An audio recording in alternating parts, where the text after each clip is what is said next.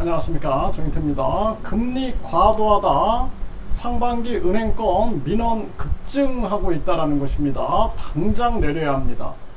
지금 우리나라 같은 경우에는 수출도 위험하고요, 생산, 소비, 이게 다 위험합니다. 금리를 빨리 내려야 합니다. 금리를 계속 지금 고금리 상태를 유지하고 있으니까 일본 같은 경우에는 마이너스 금리예요. 그러면은 일본에 가는 게 싸니까 일본 여행을 많이 가게 되는 것입니다. 그래서 현명한 정치인이라면 지금 이럴 때 금리를 내려가지고 도리어 국내 여행을 할 수 있게끔 만들고 내수를 진작시키고 가정과 기업들, 이러한 기업들의 경기를 부양시키는 데 초점을 맞추죠. 그런데 지금 우리나라는 일본 잘 되라, 뭐 동남아 잘 되라, 이런 식으로 하고 있는 것 같아요. 이 참 안타까움을 금할 수가 없고, 그리고 이 경제학자라는 자들, 경제교수라는 자들, 또 경제학과, 엄청난 경제학과가 있어도 이 진실을 얘기하지 않는 겁니다. 미국이 급격한 금리 인상으로 달러 기축통화 패권을 유지하기 위한 꼼수를 끊임없이 벌리고 메이드 인 아메리카 정책을 써서 이웃나라 거지 만들기, 그리고 이웃나라 양털 깎기를 지속적으로 해도 완전히 머릿속에 이념, 그리고 정치적 관념만 차가지고 진실을 말하지 못하는 거예요. 이게 참 안타까운 현실이 아닐 수가 없습니다. 지금 우리나라 국민들은 금리 과도하다, 상반기 은행권 민원이 급증하고 있다, 이 노컷뉴스에서 전하고 있어요. 지금 이 농협은행은 이자 장사 비판이 커지니까 슬그머니 대출 금리를 인하했다 그러는데, 이 인베스트 조선에서 보도했는데요, 당장 금리를 내려야 됩니다. 이거 이렇게 안 돼요. 지금 국민들은 죽어나가고 있는데 은행들은 앉아서 돈 버는 거죠. 많은 사람들한테 돈 빌려주고 나서 급격한 금리 인상 전개하면은 누가 버틸 수가 있겠습니까? 지금 미국도 경제가 위기가 만들어주고 있는 게 다 급격한 금리 인상이에요. 지금 한국이 미국 따라하고 누가 오더를 내리는지 모르겠습니다. 이 나라 많은 국민들을 고통과 절망으로 몰고 가는데 누가 오더를 내리는지 모르겠지만 정말 이거 중단해야 된다, 저는 그렇게 말씀을 드립니다. 그리고 미국도 보세요. 금리 인하 없다면 세금이라도 깎자. 미국 집값 해법 설왕설래 연합 인포맥스에서 이렇게 전했고요. 네, 인플레 전쟁에서 승리했다. 중남미에서는 금리 인하 바람이 불고 있다는 거예요. 멕시코, 페루 등도 연내 인하 대열에 합류하고 칠레 이어 브라질 중앙은행도 기준금리를 내리고 있다는 것입니다. 주권이 있어야 되는 거예요. 통화에 대한 주권, 금융에 대한 주권이 있어야 되는데 대한민국 이창용이는 통화 주권도 없고 금융 주권도 없는 거예요. 지금 국민들, 기업 다 죽어나가도 계속 미국이 금리 올리니까 계속 금리만 올리고 있는 거죠. 그런데 자본 유출이 된다, 뭐 환율이 뭐 요동친다, 그동안 그러한 현상이 없었어요. 그리고 중요한 것은 대한민국 사정에 맞춰야 된다는 거예요. 일본이 왜 마이너스 금리를 유지합니까? 일본 사정에 맞추고 있는 거거든요. 그래서 대한민국 사정에 맞추면서 경기 부양에 총력을 기울일 때다, 제가 누누이 얘기하잖아요. 지금 계속해서 경기 부양을 외면하고 가계와 기업들 다 외면하면 나라 다 망가진 다음에 그 다음에 무슨 의미가 있냐라는 거예요.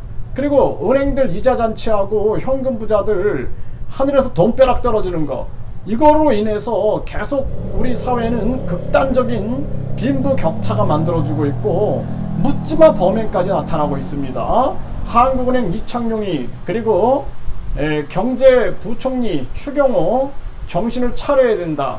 그러니까 윤석열 대통령이 아무것도 모른다 할지라도 주변의 참모들이 얘기를 해야 될 거 아닙니까? 그리고 말 안 들으면 끌어내려야 되는 거예요. 어쩔 수 없는 겁니다. 준비도 안 된 대통령이 계속 국민들 고통 속으로 몰아가면은 주변 참모들이라도 끌어내려야 되는 거예요. 이거는 국민들과 국가를 위해서 안 되는 겁니다. 그리고 야당도 보세요. 야당도 어떻게 하면은 이 나라 경제가 더 어려워지면은 자기들한테 표가 또 올까, 요런 궁리만 하고 앉아있죠.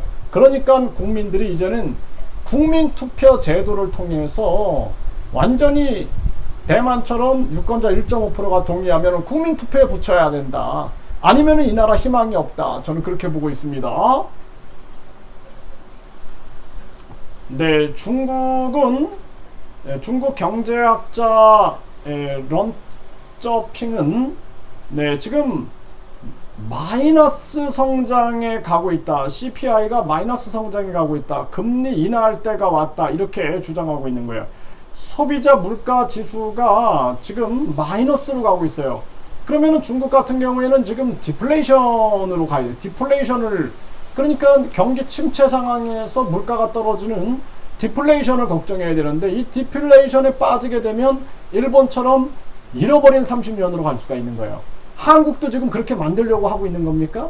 예? 이창용이, 추경호 지금 그렇게 만들려고 하고 있는 겁니까? 정신 차려야 됩니다. 대한민국 그 타이밍을 계속 놓치고 있는 거예요. 그리고 대한민국의 경제학자들, 경제학도들 진실을 얘기하지 않는 거예요. 진실을. 그리고 대한민국 국민들도 지쳐가지고 지금 말을 못하고 있는 거예요. 당장 금리를 내려야 된다는 것입니다. 지금 중국의 인민은행장은 첫 일성 주담대 금리 인하, 네, 이걸 지금 외치고 있는 거예요. 지금 이게 뭐냐 하면은 계속 부자들을 위한, 은행들을 위한, 그리고 기득권들을 위한 정책을 써서는 안 된다.